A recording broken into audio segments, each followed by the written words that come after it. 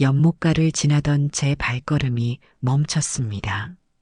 바닥 쪽에서 뭔가 크게 파닥이는 소리가 들렸고 그곳엔 큼직한 붉은 잉어 한 마리가 몸을 뒤집은 채 헐떡이며 바위 위에 부딪히고 있었습니다. 지느러미가 찢겨 피가 배어나오고 있었고 눈은 이미 반쯤 풀려 있었습니다. 순간 제 가슴 어딘가가 턱 막혔습니다. 잉어를 본 순간 이상하게도 제 모습이 겹쳐졌습니다. 지금껏 자식들에게 버림받고 이름 석 자부를 사람도 없이 이 절까지 숨어들다시피 들어온 제 자신이 그 물고기 같았습니다. 애써 살아보겠다고 허우적대지만 누군가가 건져주지 않으면 그저 조용히 숨이 꺼지고 말 존재. 저도 모르게 두 발을 내딛었습니다. 이야기 시작 전에 구독과 좋아요 한 번씩 부탁드립니다. 그럼 이야기 시작하겠습니다. 안녕하세요. 전라북도 정읍에 사는 75세 이순덕입니다. 삽자루 하나 들고 평생을 공사판에서 살았습니다. 비 맞은 날보다 땀 흘린 날이 많았고 손등에 굳은 살이 박여나가도 그저 일해야 밥값 한다며 살아온 인생이었습니다. 제게는 자식이 셋 있습니다. 그 아이들을 위해 허리 펼 틈도 없이 일했습니다. 벽돌을 지고 시멘트를 섞으며 새벽 첫 차를 타고 나가 밤늦게야 집으로 돌아오는 날들이었지만 하루도 빠짐없이 도시락을 싸들고 공사장으로 나갔습니다. 고된 몸은 참을 수 있어도 자식들에게 가난을 물려주기 싫었습니다. 그래서 뼈 빠지게 일했고 그 대가로 녀석들은 잘 자랐습니다. 장남은 서울에서 큰 회사를 다닙니다. 외국계 기업인지 뭘 만드는지 저는 잘 모릅니다. 다만 말투가 달라졌고 명절에도 설렁 내려오다 말다 하더니 이제는 친구들 앞에서 저를 아버지라고 소개하는 일조차 꺼려합니다. 촌스러우니까 잠깐만 뒤에 계셔요. 그 말이 아직도 귓가에 맴돕니다. 서운하다 못해 제 존재가 창피한 짐짝이 된 듯한 기분이었습니다. 딸은 결혼하고 난 뒤 언제부턴가 연락이 끊겼습니다. 처음엔 아이 키우느라 바쁘겠거니 했습니다. 그러다 명절에도 생일에도 아무런 소식이 없자 이상하다 싶어 전화를 걸어봤지요. 지금은 통화할 수 없습니다. 그 한 문장이 몇 년째 제 생일 선물이 되어버렸습니다. 전화도 문자도 다 허공으로 떨어지고 말았습니다. 막내 녀석은 말하기도 부끄럽지만 제 명의로 되어 있던 단칸집 하나를 몰래 팔아치운 뒤 자취를 감췄습니다. 처음엔 대출이라며 서류를 들고 와선 아버지, 잠깐만요. 인감 하나만 좀 찍어주셔요 하길래 저는 그저 철없는 막내가 잠시 돈이 급해서 그러겠거니 생각했습니다. 설마 집을 팔아버릴 줄은 정말 꿈에도 몰랐습니다. 몇 달 뒤 등기 서류에 찍힌 낯선 이름을 보고서야 눈치를 챘고 그제야 녀석이 죄송하다. 아버지 곧 다시 찾아뵐게요라는 말만 남긴 채 사라진 걸 알았습니다. 지금은 어디서 뭘 하는지도 모릅니다. 그 집이 제게는 단순한 부동산이 아니었습니다. 아내와 함께 웃고 울던 자식들 하나둘 키워냈던 그 세월이 고스란히 벤 공간이었습니다. 그 기억까지 헐값에 넘겨버린 셈이지요. 그렇게 한겨울이 왔습니다. 살아있을 적 아내가 김장을 담글 때면 늘 제 옆에 붙어서 절국공이도 두드리곤 했습니다. 그 손맛이 그리워 얼어붙은 손으로 절인 배추를 들춰보고 양념을 묻혀보려 했습니다. 아내가 했던 걸 따라 해보겠다며 무리하게 김장통을 들었다가 그만 허리가 뚝 하고 꺾였습니다. 순간 숨도 못 쉴 만큼 통증이 올라왔고 결국 구급차에 실려 병원으로 실려갔습니다. 입원실에서 하루, 이틀, 사흘. 문 열릴 소리에 자식이려나 기대도 해봤습니다. 하지만 병실 문은 오직 간호사와 물리치료사만 열었습니다. 새 자식 누구도 단 한 명도 찾아오지 않았습니다. 전화기만 멍하니 바라보다가 이 번호는 없는 번호입니다라는 기계음만 들어야 했습니다. 그 순간 깨달았습니다. 내가 자식들을 위해 평생 바쳐온 그 시간들이 결국은 혼자 견뎌야 할 나날들을 위한 것이었구나 싶었습니다. 퇴원 수속을 마치고 병원 문을 나섰을 때 세상이 낯설게 느껴졌습니다. 몸은 회복됐지만 갈 곳은 없었습니다. 막내가 팔아버린 집은 이제 남의 손에 있었고 큰아들은 이미 제 번호를 바꾼 지 오래였으며 딸은 주소조차 알 수 없었습니다. 가방 하나에 옷까지 몇 벌 넣고 나섰지만 어디로 가야 할지 막막했습니다. 그때 떠오른 곳이 있었습니다. 30년 전 아내와 단둘이 마지막으로 나들이 했던 산속 작은 절. 그날은 초겨울이었고 눈발이 흩날리는 산길을 아내와 나란히 걸었습니다. 차가운 공기 사이로 피어오르던 아내의 숨결이 아직도 기억납니다. 그 절 마당에서 마셨던 따뜻한 대추차, 기도하며 눈시울 붉히던 아내의 모습, 그리고 조용히 제 손을 잡고 이곳에 다시 오자 했던 그 말이 세월을 건너 제 가슴을 다시 두드렸습니다. 버스를 몇 번이나 갈아타고 산자락을 따라 걸었습니다. 산길은 예전보다 가팔라졌지만 제 마음은 되려 편안해졌습니다. 한참을 올라 고요한 절 마당에 도착했을 때 겨울 햇살 아래 그 절은 예전 그대로였습니다. 대웅전 기와장 위에 쌓인 눈, 바람에 흔들리는 풍경 소리, 그리고 그 한복판에서 나를 기다리기라도 한 듯 서 있는 주지 스님. 스님은 말없이 제 얼굴을 바라보시더니 마치 이미 모든 사연을 아시는 듯 조용히 미소 지으며 제 손을 잡아주셨습니다. 세상이 버린다 하여도 부처님은 결코 외면하지 않으십니다. 이곳은 누구든 쉴 수 있는 곳입니다. 자, 들어오세요. 그 말에 저는 고개를 숙였습니다. 억지로 삼켰던 울음이 턱 끝까지 차올랐습니다. 지금껏 누구도 제 손을 먼저 잡아준 이는 없었습니다. 그날 저는 그렇게 다시 사람답게 숨 쉴 수 있는 곳을 찾았습니다.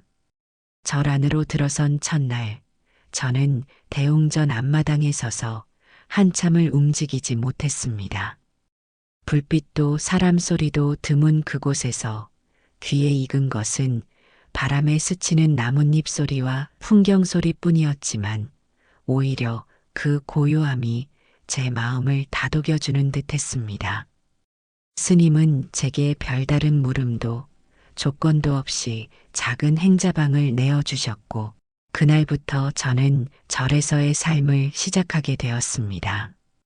이른 새벽이면 목탁 소리에 눈을 뜹니다. 눈을 비비며 장삼을 걸치고 마당을 나서면 어느새 하늘빛은 희뿌옇게 밝아오기 시작합니다. 쌀쌀한 공기를 가르며 빗자루를 들고 마당을 쓸고 어제보다 더 부스러진 나뭇가지들을 줍고 불단 앞에 앉아 목례하며 조용히 마음을 가다듬습니다. 예전에는 바삐 움직이며 돈을 벌어야 했지만 이제는 그 손으로 장작을 패고 낙엽을 치우며 하루를 보냅니다. 대단한 일이 아니지만 그 안에 묘한 평온이 깃들어 있었습니다. 장작을 패다 보면 문득 옛 생각이 떠오릅니다. 막내가 제게 도장을 찍어달라던 날의 표정, 딸이 마지막으로 아빠라고 불렀던 목소리, 장남이 사람들 앞에서 저를 밀쳐내던 그 찰나의 손끝. 그 기억들이 마치 산 그림자처럼 하루에도 몇 번씩 스쳐갑니다. 하지만 그럴 때마다 저는 손에 든 도끼를 다시 쥐고 힘껏 장작에 내리찍습니다. 미련도 서운함도 그와 함께 조용히 쪼개어지는 것만 같았습니다. 스님은 가끔 말없이 따뜻한 국 한 그릇을 건네시고는 이순덕님, 오늘도 수고 많으셨습니다. 하고 웃으십니다. 그 한마디에 저는 마치 큰 위로를 받은 듯 고개를 숙이며 예, 잘 지내고 있습니다. 대답합니다. 그렇게 아무도 찾지 않던 제 이름이 이곳에서는 다시 사람의 입에 오르내리기 시작했습니다.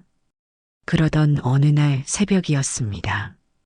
목탁 소리에 잠을 깨고 아침 예불 전에 연못 주변을 걷던 중이었습니다.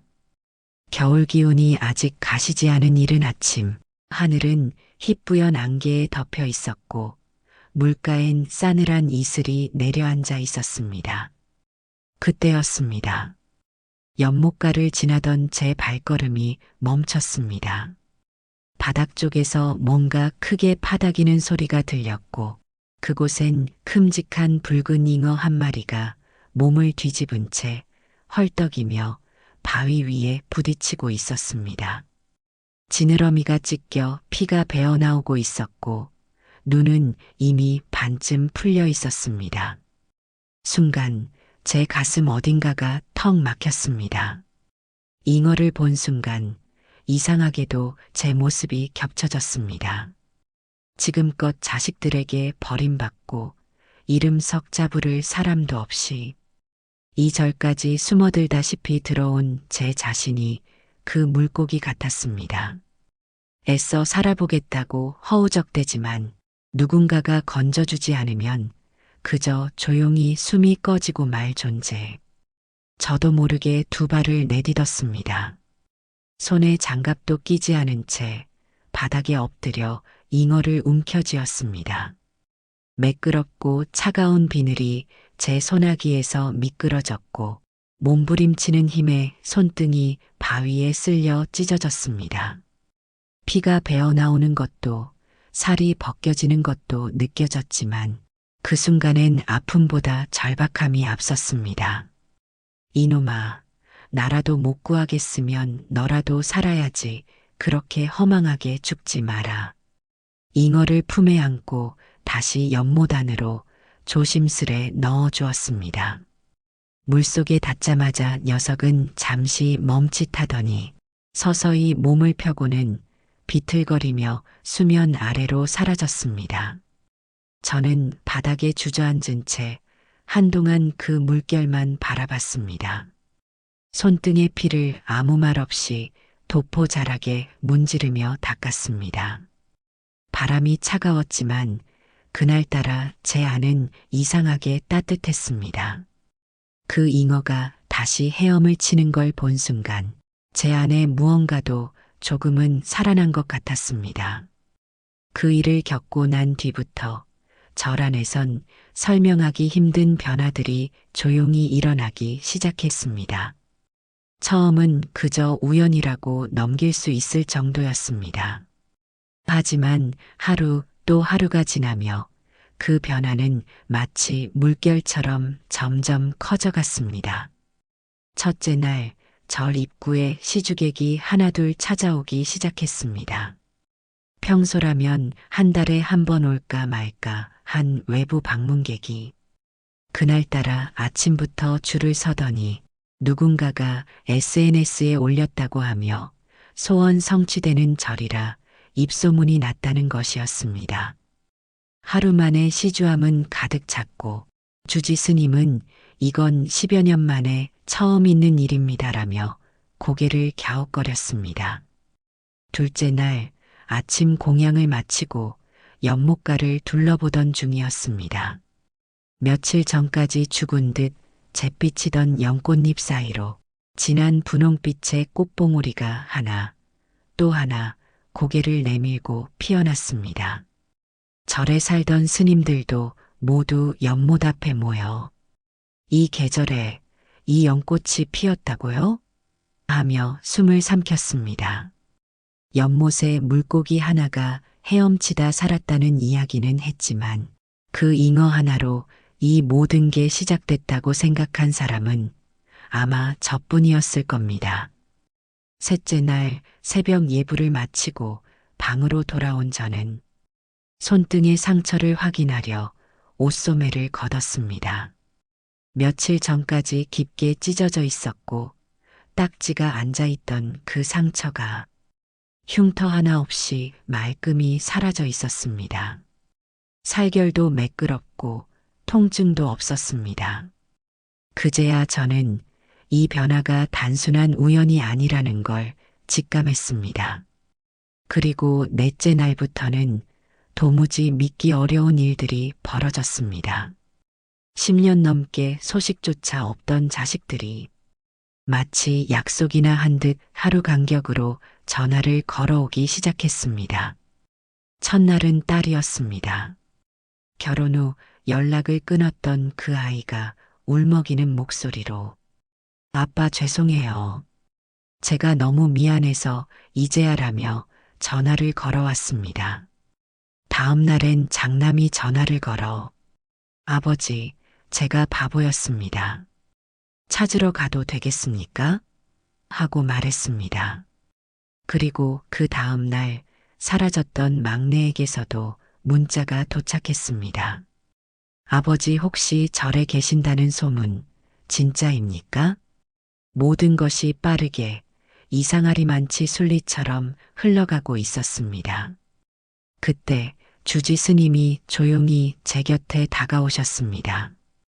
두 손을 합장한 채 나지막한 목소리로 제 곁에 앉아 조용히 연못을 바라보며 말씀하셨습니다.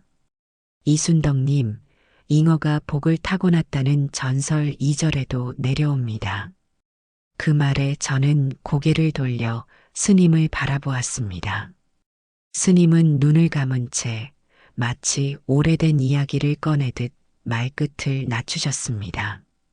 예로부터 2절 연못엔 붉은 잉어가 산다고 했습니다. 다 죽은 물에서도 유독 그 잉어만은 숨을 이어가며 그 잉어가 몸을 뒤틀고 물을 흔드는 날엔 절 안의 기운도 함께 움직인다 했지요. 복은 말로 오는 것이 아니고 행동으로 심어져야 뿌리를 내리는 법인데 이 절의 부처님은 사람이 기운을 품기 시작할 때 먼저 말을 아끼고 그 대신 연못을 흔들어 복의 물꼬를 틔운다고 그렇게 전해집니다. 스님의 그 말 한마디, 부처는 말을 아끼고 연못을 먼저 흔든다는 말이 제 가슴 한가운데 잔잔한 파문처럼 번졌습니다. 며칠 후 연락만 오가던 자식들이 하나둘절로 찾아왔습니다. 먼저 찾아온 건 장남이었습니다. 양복 차림에 꽃다발까지 들고 나타나 절 마당에 고개를 숙이며 말했습니다. 아버지, 제가 늦었습니다. 이제라도 효도하고 싶어요. 함께 온천이라도 다녀오시죠. 그 말 뒤로 딸도 나타났고 막내도 따라왔습니다. 다들 어색한 웃음을 지으며 마치 짝이라도 한 듯 단풍놀이니 바람 좀 쐬러 가시자는 말로 저를 밖으로 이끌었습니다. 처음엔 솔직히 의심스러웠습니다. 이 아이들이 왜 이제 와서 갑자기? 하지만 눈시울 붉히며 이제야 깨달았다고 말하는 자식들의 모습에 그 의심은 금세 마음 한구석으로 밀려나고 말았습니다. 아버지, 이젠 우리랑 같이 삽시다. 절에만 계시지 말고요.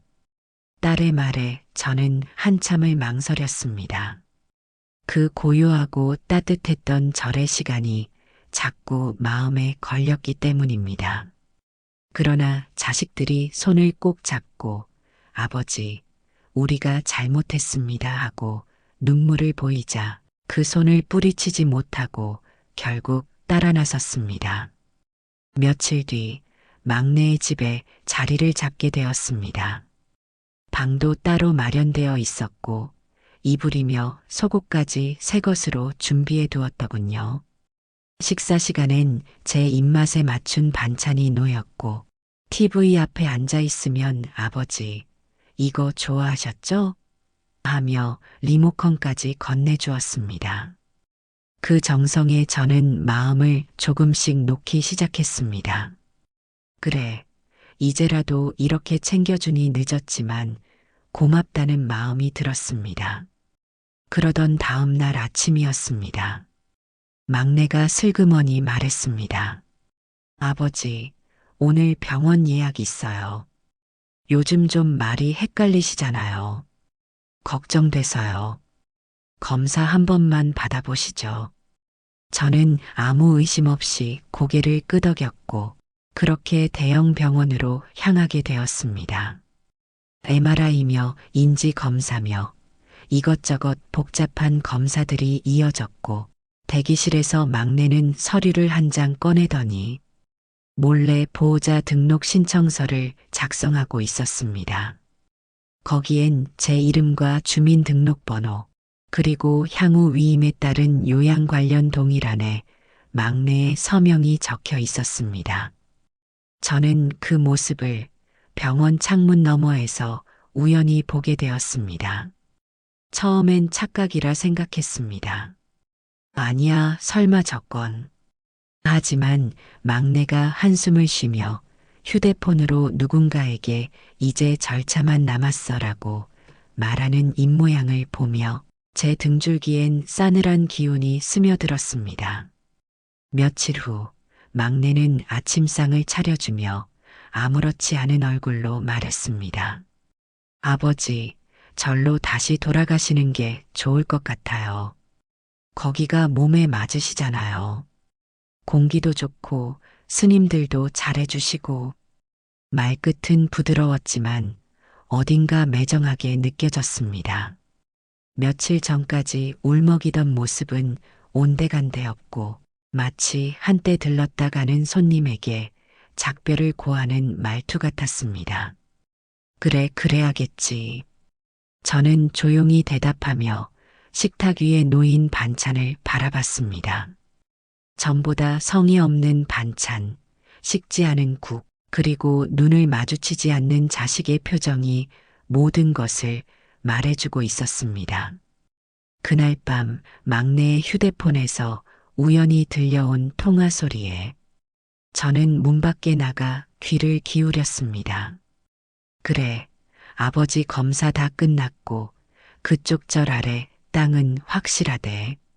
문화재 지정 안 걸렸고 주변 개발 들어갈 예정이라더라.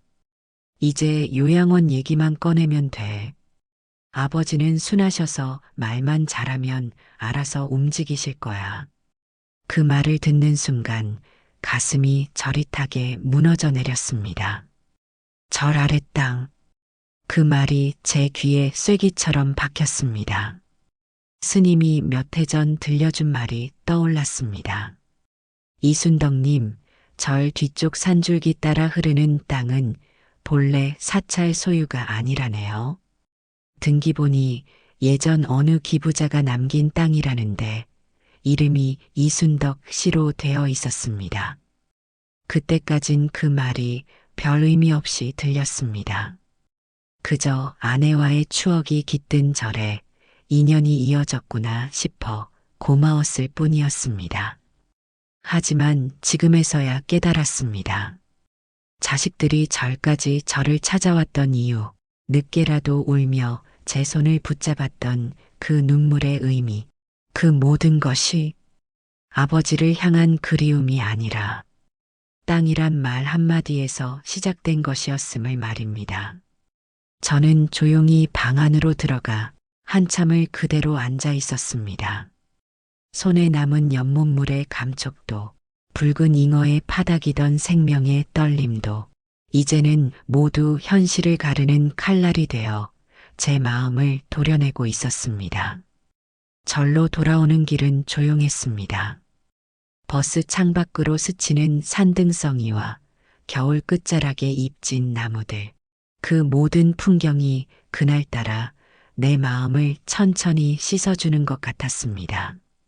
몸은 다시 산속으로 향하고 있었지만 속은 바위처럼 묵직하게 내려앉아 있었습니다.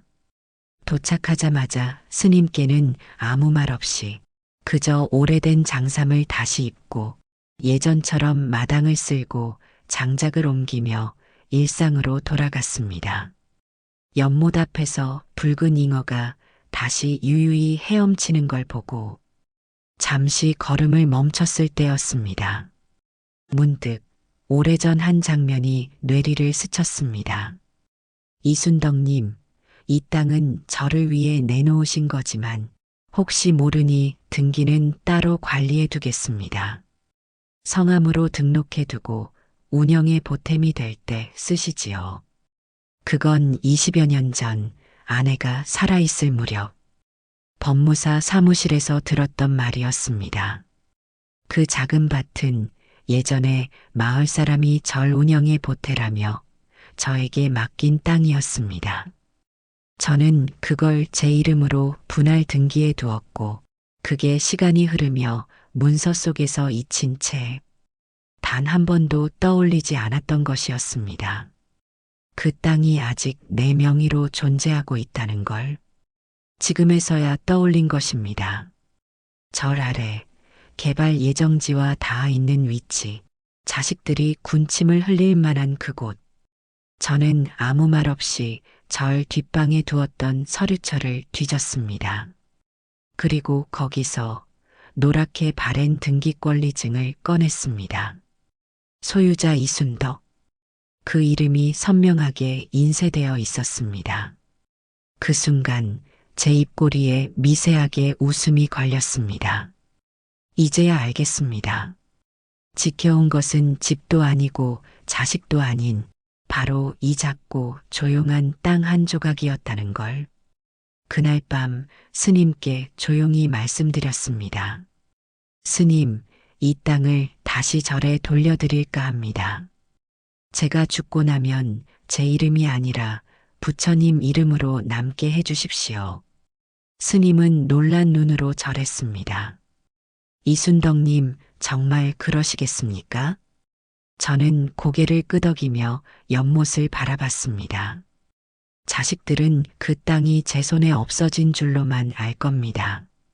그들이 원했던 것은 결국 가지지 못할 것이고 저는 말 한마디 없이 그 땅을 다시 본래의 자리로 돌려놓게 될 것입니다. 이것이 제 방식의 침묵의 복수입니다. 자식들의 욕심에는 더 이상 아무것도 남기지 않겠다는 아버지의 마지막 결심입니다. 며칠 후 막내는 아무렇지 않은 얼굴로 절에 나타났습니다. 평소와는 다르게 혼자였고 손엔 서류 가방이 들려 있었습니다. 마당을 쓸고 있던 저에게 슬쩍 다가와선 어디서 본 듯한 너스레 섞인 말투로 입을 열었습니다. 아버지, 저 그냥 잠깐 들렀어요. 별일은 아니고요. 말은 그렇게 시작했지만 녀석의 눈빛은 분주히 제 얼굴을 살피고 있었습니다. 그러다 이내 본색을 드러냈습니다. 아버지, 사실 제가 며칠 전에 등기부등본 좀 봤어요. 그 땅 있잖아요. 절 근처 그거요. 아직 아버지 명의더라고요. 근데 솔직히 아버지가 그거 관리하실 수는 없잖아요. 제가 정리할게요. 그냥 제 명의로 넘기시면 세금도 안 나와요. 요즘은 자식한테 미리 넘겨놓는 게 다들 효도라더라고요. 그 말에 저는 잠시 침묵한 채 빗자루를 내려놓았습니다. 입가에 미소 비슷한 걸 머금고 막내를 바라봤습니다. 어느덧 눈가에 주름이 깊게 패인 제 얼굴을 마주한 막내는 제가 곧장 고개를 끄덕일 줄 알았던 모양입니다. 하지만 저는 조용히 고개를 저었습니다. 그 땅 말이냐, 이미 정리했다. 그 말에 막내는 당황한 얼굴을 감추지 못했습니다. 정리요? 누구한테요? 혹시 큰형이랑 얘기하신 거예요? 저는 아무 대답 없이 절 대웅전을 향해 고개를 돌렸습니다. 그곳엔 얼마 전 주지 스님과 함께 다녀온 변호사 사무실에 서류 봉투가 놓여 있었습니다. 그 안엔 기부 체납 관련 서류와 제 친필 서명이 담겨 있었습니다. 해당 땅은 이미 절의 소유로 넘겨지기로 법적으로 정리된 상태였고 그 과정은 전문 법률가의 도움 아래 철저히 진행되었습니다. 시간이 흐르면 등기부에도 바뀐 소유자 이름이 새겨질 것입니다. 그 이름은 이순덕이 아니라 사제가 다시 의지한 이 절의 이름으로 남게 됩니다. 그 땅은 더는 내 것이 아니다. 누가 가져가느냐보다 누구에게 돌아가야 하는지가 더 중요하더구나. 저는 그렇게 말하며 천천히 몸을 돌렸습니다. 막내는 눈을 껌뻑이며 말을 잇지 못했습니다. 얼굴엔 실망과 분노, 그리고 당혹감이 뒤섞여 있었습니다. 하지만 저는 그 눈빛을 끝까지 외면하지 않았습니다. 이제야 비로소 누구의 손에도 휘둘리지 않는 진짜 제 결정을 한 것이니까요. 며칠 뒤 자식들은 결국 제 없이 부동산 사무실에 모였습니다. 장남은 은행 직원에게 부탁해 대출 계획서를 꺼내 들었고 딸은 명예 이전에 필요한 서류들을 출력해 줄 줄이 꺼냈으며 막내는 그 사이에 끼어 앉아 기고만장한 얼굴로 말했습니다. 이제 우리 아버지 마음 다 바뀌었으니까 절차만 밟으면 끝입니다. 이전 등기요? 저희 아버지 직접 위임하셨고 이제 곧 우리 쪽 명의로 넘어올 거예요. 그 말에 법무사는 서류를 넘기다 말고 고개를 들었습니다. 조용하고 단단한 목소리였습니다. 죄송합니다만 이미 해당 토지는 지난주 기부 체납으로 소유권 이전이 완료되었습니다. 순간 사무실 공기가 얼어붙었습니다. 장남은 말문을 잃은 채 종이를 허공에 흩뜨렸고 딸은 무언가 잘못된 거 아니냐며 반복적으로 물었고 막내는 벌개진 얼굴로 자리에서 벌떡 일어나 외쳤습니다. 그럴 리가 없어요. 말도 안 돼요. 저희 아버지가 뭘 안다고 그런 걸 하겠어요? 우릴 두고 우리를 놔두고 왜 그딴 짓을.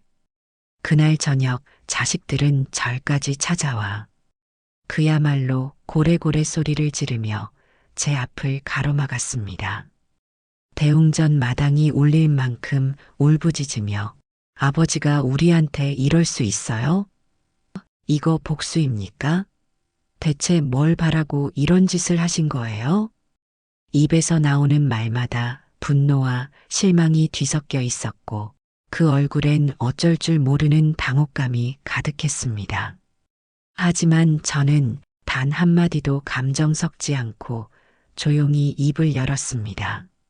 사람이 땅을 갖는다고 다 가진 게 아니다. 욕심을 품은 손은 결국 아무것도 못 쥔다. 그 말은 칼날도 눈물도 없이 조용했지만 아이들의 가슴엔 무겁게 박혔는지 막내는 이를 악물고 마지막 말을 내뱉었습니다. 좋아요. 우리 이제 끝입니다. 다신 안 찾아올 겁니다. 그러고는 현관문을 힘껏 박차고 나갔고 장남과 딸 역시 말없이 고개를 돌려 저를 떠났습니다. 그로부터 시간이 흘렀습니다. 절 아래 제가 기부한 그 조용한 땅 위에는 작고 소박한 건물이 하나 세워졌습니다. 이름은 홍련당, 붉은 연꽃, 그리고 아내가 살아생전 법명으로 받았던 이름이기도 했습니다. 목재 기둥마다 손으로 새긴 연꽃 무늬가 아내의 웃음을 닮았고 기와 아래로 드리워진 풍경은 바람결마다 아내가 생전에 들려주던 자장가처럼 들렸습니다. 그 건물은 더 이상 제 것이 아니었고 누구의 소유도 아니었습니다. 배고픈 사람, 갈 곳 없는 사람, 길 위에서 잊힌 어르신들, 연로한 신도들. 그 모두가 잠시 머물고 따뜻한 밥 한 그릇 나눌 수 있는 쉼터가 되어갔습니다. 매일 아침이면 저는 연못 옆 오래된 나무 의자에 조용히 앉습니다. 어제보다 오늘이 느리게 흐르는 그 물결 속에서 붉은 잉어가 헤엄을 치는 모습을 바라보며 그저 웃음 지을 뿐입니다. 언젠가 제가 그 물속으로 사라지더라도 이 자리는 변하지 않을 거라는 믿음이 있어서였습니다. 어느 날 스님이 조용히 다가와 따뜻한 차 한 잔을 건넸습니다. 그분은 말없이 앉아 있다가 한참 만에 물었습니다. 무섭지 않으셨습니까? 자식 다 잃고 가진 거 다 내려놓고 재산도 없이 이 길을 택하신 거. 저는 차를 한 모금 머금고는 천천히 고개를 들어 연못 위를 바라봤습니다. 그때 마침 물 위로 붉은 잉어 한 마리가 햇살을 받아 비늘을 반짝이며 떠올랐습니다. 그 모습을 가리키며 저는 말없이 웃었습니다. 얘만은 내 손 안 떠났잖소. 그거면 된 거 아닙니까? 제가 그렇게 말했을 때 스님은 아무 말 없이 고개를 숙였습니다. 눈길은 자연스레 연못 위로 옮겨졌고 그 순간 물결 위로 따스한 해가 비쳤습니다. 늦은 오후의 햇살이 수면을 어루만지자 잉어 한 마리가 느릿하게 떠올라 물 위를 툭 튕기듯 두 번, 세 번 파문을 남기며 헤엄쳤습니다. 그 고요한 떨림 속에 내가 지키고 싶었던 것, 놓지 않았던 것, 결국은 떠나지 않고 내 곁에 남은 그것이 거기 살아 있었던 겁니다. 해가 산등성이 너머로 천천히 내려앉고 연못 위 풍경은 금빛으로 물들었습니다. 저는 이제 이 연못에서 남은 인생을 살아가고자 합니다. 마지막으로 드리고 싶은 말씀은 복이란 것 말입니다. 욕심부리는 이 손엔 머물지 않고 조용히 기다린 사람 발끝에 스며드는 거지요. 감사합니다.